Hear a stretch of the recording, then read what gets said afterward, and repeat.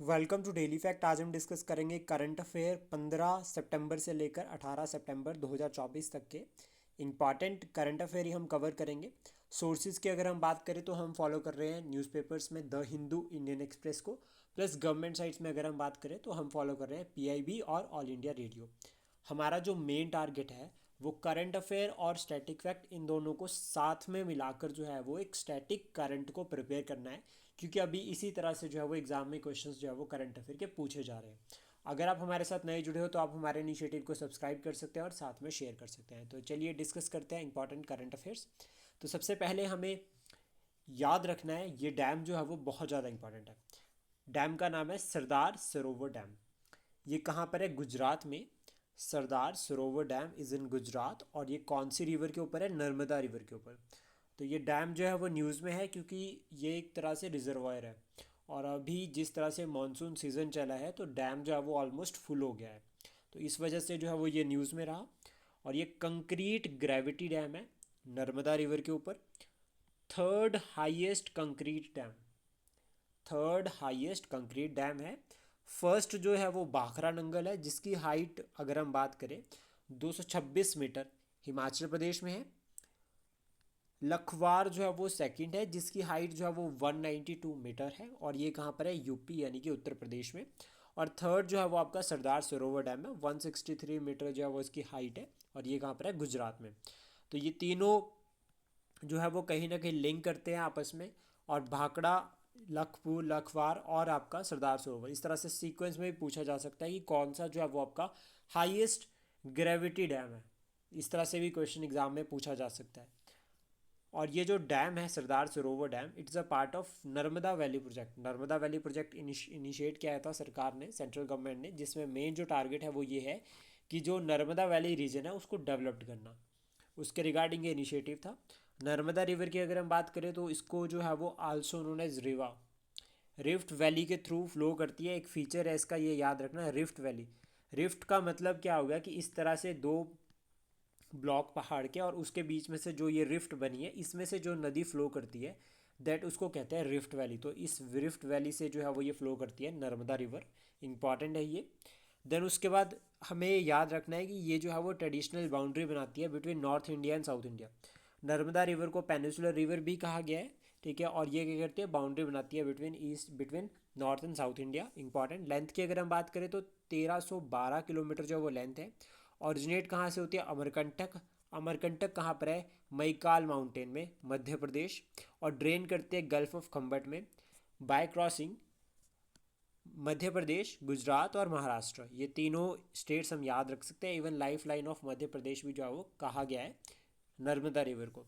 Important tributaries में अगर हम बात करें तो हिरन, तिंदोरी, कोलार, तावा, गंजल और गुई, ये जो है वो इंपॉर्टेंट ट्रिब्यूटरीज है जो न्यूज़ में भी रहती है। और इंपॉर्टेंट डैम्स की अगर हम बात करें तो ओमकारेश्वर, महेश्वर और सरदार सरोवर, ये तीन इंपॉर्टेंट डैम है जो किसके ऊपर है? आपकी नर्मदा रिवर के ऊपर। नर्मदा रिवर जो है वो वेस्ट फ्लोइंग रिवर है। और जब ये इस तरह से अगर हम बात करें यहाँ पे कि जब ये जो है वो एंटर करती है यहाँ पर, तो ये जो है वो एस्चुरे बनाती है। जब वो गल्फ रीजन में जुड़ती है तो वो बनाती है एस्चुरेज। ये टर्म याद रखना। देन उसके बाद नेक्स्ट आता है Churdhar wild life sanctuary. Churdhar wild life sanctuary की अगर हम बात करें तो ये जो है वो एक अल्पाइन रीजन है, located in the middle Himalayas. पहला पॉइंट, अल्पाइन ट्रीज यहाँ पर आपको मिलेंगे और ग्रीन ग्रासी पास्चर्स जो है वो यहाँ पर आपको देखने को मिलेंगे। फेमस किसके लिए? ओक और देवदार जो है वो यहाँ पर मिलता है। और अगर हम बात करें एनिमल्स में तो Musk deer, barking deer, Himalayan brown bear, leopard जो है वो यहाँ पर आपको मिलेंगे। देन उसके बाद नेक्स्ट आता है सेंट्रल पोल्यूशन कंट्रोल बोर्ड। ये बहुत बार जो है वो एग्ज़ाम में पूछा गया है। ये एक स्टेटरी बोर्ड है जो बना है 1974 में अंडर वाटर एक्ट 1974। ये बहुत ज़्यादा इंपॉर्टेंट है, याद रखना कि वाटर एक्ट के अंडर बना है। और सेंट्रल पोल्यूशन कंट्रोल बोर्ड जो है वो फंक्शन, जो अगर हम बात करें इसके, तो एयर एक्ट 1981 के अंडर आते हैं। बना है 1974 के एक्ट के अंदर। और काम करता है, फंक्शन करता है, पावर एंड फंक्शन कहाँ से आ रहे हैं? 1981 का एयर एक्ट के अंडर। एडवाइस करता है सेंट्रल गवर्नमेंट को on the matter related to the control and abatement of air and water pollution. और एयर और वाटर पोल्यूशन दोनों बहुत मेजर इश्यूज जो है वो भी प्रेजेंट टाइम पे बन गए। और ये मेंस के जो है वो इम्पॉर्टेंट टॉपिक भी होते हैं। देन उसके बाद नेक्स्ट आता है इंडेक्स समिट। अगर हम बात करें तो ये थर्ड एडिशन जो है वो यूएसए में हुआ है। इंडिया यूएसए एक्स, ये याद रखना है। उसके बाद इंडिया और यूएसए यहाँ पर क्या कर रहा है, जो मेन टारगेट है वो ये है कि डिफेंस जो सिस्टम है उसको एक्सेलरेट करना, डिफेंस इकोसिस्टम को एक्सेलरेट करने का टारगेट जो है वो रखा है। और ये जो मिशन है समिट की अगर हम बात करें तो इसको लॉन्च किया गया था 2023 में, और अभी थर्ड एडिशन इसका यूएस में हुआ है। यहाँ पर ऑब्जेक्टिव की अगर हम बात करें तो स्ट्रेटेजिक पार्टनरशिप को जो है वो प्रमोट करना, एक्सपैंड करना एंड डिफेंस इंडस्ट्रीज कॉपरेशन। तो कहीं ना कहीं हमारा जो मेक इन इंडिया इनिशिएटिव है उसमें जो है वो ये हेल्प करने वाला है प्रोजेक्ट, तो हम इसको मेक इन इंडिया इंडिया में जो है वो एज एग्जाम्पल ऐड कर सकते हैं। देन उसके बाद नेक्स्ट है चंद्रयान 1 रिसर्च सैटेलाइट। ये सैटेलाइट जो है वो किसने लॉन्च किया, अभी रिसेंटली ईरान ने लॉन्च किया। इसी तरह से क्वेश्चन पूछा जा सकता है कि सैटेलाइट किसने लॉन्च किया, तो हमें याद रखना है कि ईरान ने लॉन्च किया। और आपको कमेंट बॉक्स में बताना है कि एक होप मिशन था, अभी कुछ टाइम पहले ये न्यूज़ में आया था होप मिशन, ये कौन सी कंट्री ने लॉन्च किया था, इसका आंसर आप कमेंट बॉक्स में कर सकते हैं। देन उसके बाद बात करते हैं इंटरनेशनल डेमोक्रेसी डे, तो ये 15 सितंबर को होता है। गोपालपुर पोर्ट ये कहाँ पर है, उड़ीसा में, और ये मल्टी कार्गो पोर्ट है, अभी न्यूज़ में है, between Paradip port and Visakhapatnam port. तो ये दोनों पोर्ट वैसे बहुत इंपॉर्टेंट हो जाते हैं, और पारादीप भी। आपको यहाँ से कमेंट बॉक्स में एक आंसर करना है कि उड़ीसा में एक फेमस लेक है, लार्जेस्ट ब्रैकिश वाटर लेक है वो भारत की, उसका नाम क्या है आप कमेंट बॉक्स में बता सकते हैं। देन उसके बाद है गोरिल्लाज, अभी रिसेंट में न्यूज़ में है ये। Our closest sorry as closed cousin after chimpanzees and bonobos. Bonobos और चिंपैंजीज के बाद हमारे जो है वो क्लोजेस्ट या क्लोज्ड जो है वो ये कज़न्स हैं, और ये जो है वो कहाँ पर हैं अभी, सिर्फ और सिर्फ ट्रॉपिकल जो फॉरेस्ट है इक्वेटोरियल अफ्रीका में, वहीं पर जो है वो ये मिलते हैं। वेजिटेशन की अगर हम बात करें तो जनरली ये जो है वो जनरली क्या है, वेजिटेरियन है। और जो वेजिटेशन कवर की अगर हम बात करें यहाँ पर, तो याद रखना कि ये जो वाला रीजन है ये एवरग्रीन रीजन है। आईयूसीएन स्टेटस की अगर हम बात करें तो critically endangered, it was too shocking कि इनका जो आईयूसीएन स्टेटस है वो क्रिटिकली एंडेंजर्ड है। आईयूसीएन की अगर हम बात करें तो ये बना था 1948 में। आपको कमेंट बॉक्स में बताना है कि IPCC inter governmental panel on climate change ये कौन से ईयर में बना है आईपीसीसी। देन उसके बाद नेक्स्ट है पलमाऊ टाइगर रिजर्व, ये झारखंड में है, और ये पार्ट है किसका, बेतला नेशनल पार्क का। प्रेजेंट टाइम में अभी अगर हम बात करें तो 55 जो है वो टाइगर रिजर्व है। और इम्पॉर्टेंट है कि प्रोजेक्ट टाइगर को लॉन्च किया गया था 1973 में, ये भी इम्पॉर्टेंट है साथ में। और एक नेशनल टाइगर कंजर्वेशन अथॉरिटी है जिसको हमने पिछले जो करंट अफेयर थे उसमें कवर किया था। आपको कमेंट बॉक्स में बताना है कि ये जो ऑर्गेनाइजेशन है ये कौन से ईयर में बनी है। देन उसके बाद नेक्स्ट है ग्लोबल साइबर सिक्योरिटी इंडेक्स, ये 2024 की अगर हम बात करें तो इसको कौन रिलीज़ करते हैं, release by the international telecommunication union. और ये जो यूनियन है it is a specialised agency of the United Nation, और one of the oldest specialised agency भी इसको जो है वो कहा गया है। लोक अदालत अभी रिसेंटली न्यूज़ में चले हैं। Alternative dispute redressal mechanism, 1.14 crore cases जो है वो सेटल किए गए। Third national Lok Adalat of 2024 organised by the national legal service authority of India, जो बनी है by an act of parliament, जिसमें पार्लियामेंट एक्ट लेकर आई थी, national legal service authority act 1987, जिसमें जो मेन ऑब्जेक्टिव वो है कि फ्री लीगल जो है वो सर्विसेज प्रोवाइड करना to the weaker section of the society. यहाँ पर हम प्रमोट कर रहे हैं वेलफेयर ऑफ द पीपल, जो कि हमारा एक तरह से डेमोक्रेसी अगर हम बात करें डीपीएसपी का पार्ट आता है। इम्पॉर्टेंट लोक अदालत के बारे में कुछ इंपॉर्टेंट फैक्ट्स जो इम्पॉर्टेंट जो एग्ज़ाम में पूछे भी गए हैं पहले काफ़ी बार।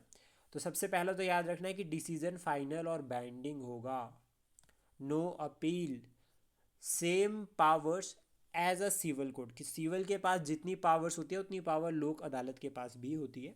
ऑपरेशन सद्भाव न्यूज़ में है, लॉन्च किया है भारत ने to provide humanitarian assistance and disaster relief to Laos, Myanmar and Vietnam. Against typhoon Ragi जो है वो अभी हिट किया है रीजन में, तो इसलिए जो है वो इंडिया ने सपोर्ट प्रोवाइड की है।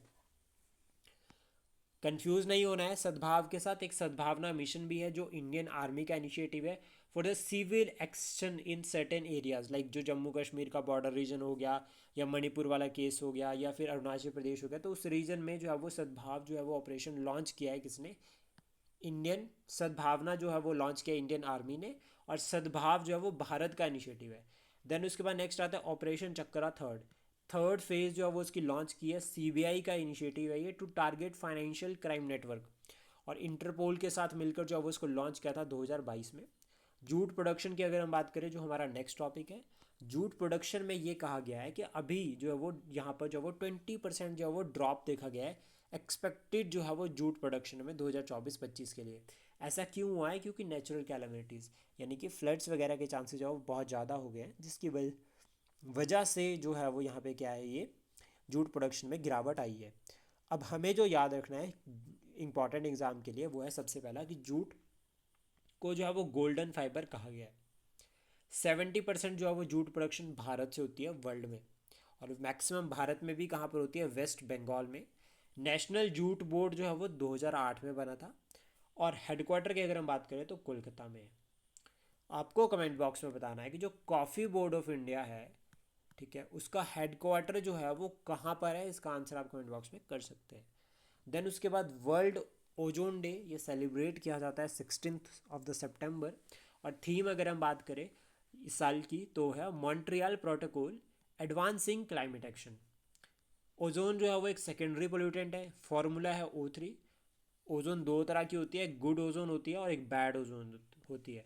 बैड ओजोन जो होती है वो ट्रोपोस्फियर में प्रेजेंट होती है, जो कि different type of health disease के लिए जो है रिस्पॉन्सिबल है। और जो आपकी गुड ओजोन है वो स्ट्रेटोस्फियर में होती है, जो हमें प्रोटेक्ट करती है सन की हार्मफुल रेज से। ओजोन के रिगार्डिंग कन्वेंशंस जो डायरेक्ट एग्जाम में पूछे जाते हैं काफ़ी बार, सबसे पहला है वेनिया कन्वेंशन जो बना था 1985 में, सॉरी हाँ बिल्कुल सही 1985 में। मॉन्ट्रियल की अगर हम बात करें तो 1987 85 में बना था वेनिया कन्वेंशन, और किगाली एग्रीमेंट बना था 2016 में। मॉन्ट्रियल में हमने बात की गई थी open defecation substances, sorry open ही ODS, ओजोन डिप्लेशन सब्सटेंसेस की हमने बात की थी। और किगाली एग्रीमेंट में हमने बात की है हाइड्रोफ्लोरोकार्बन की, प्लस साथ में CFC। तो ये बहुत इंपॉर्टेंट है और क्वेश्चन पूछे जाने के चांसेस जो है वो काफ़ी है यहाँ से। नेक्स्ट इसके बाद जो टॉपिक है वो है ब्रिक्स लिटरेचर फोरम 2024, ये रशिया में हुआ। री invest 2024 event on renewable energy, ये गुजरात में हुआ है। BP कोलंबो मिशन ये साउथ पोल के लिए जो है वो भेजा है किसने, मरकरी का जो साउथ पोल है उसके लिए इनिशिएटिव है यूरोपियन स्पेस एजेंसी का और जापानीज स्पेस एजेंसी का। ये दोनों का जॉइंट इनिशिएटिव है, 2018 में इसको लॉन्च किया गया था। मेन टारगेट जो है वो मरकरी का सरफेस को स्टडी करना, कंपोजिशन और मैग्नेटिक फील्ड। देन उसके बाद नेक्स्ट है 450th जो है वो डेथ एनिवर्सरी, ज्योति ज्योत दिवस, श्री गुरु अमरदास जी, थर्ड सिख गुरु है ये, इंपॉर्टेंट। अनंत कारज मैरिज सिस्टम जो है वो इंट्रोड्यूस किया था इन्होंने अमंगस सिख। री इन्फोर्स गुरु का लंगर, जो गुरु का लंगर सिस्टम था उसको और एक्सपैंड किया था, गुरु नानक देव जी ने शुरू किया था। कैंपेन्ड अगेंस्ट सोशल इनजस्टिस, जिसमें इन्होंने सती प्रथा और पर्दा सिस्टम को सिख समुदाय में ख़त्म किया था। इंपॉर्टेंट डेज की तरफ चलते हैं, तो सबसे पहला आता है वर्ल्ड बैम्बू डे 18 सितंबर, वर्ल्ड पेशेंट डे 17 सितंबर, इंटरनेशनल पुलिस डे 7 सितंबर, और वर्ल्ड लिटरेसी डे होता है 8 सितंबर। आई होप ये इनिशिएटिव आपको अच्छा लगा हो। Please support share and subscribe daily fact. Thank you for today.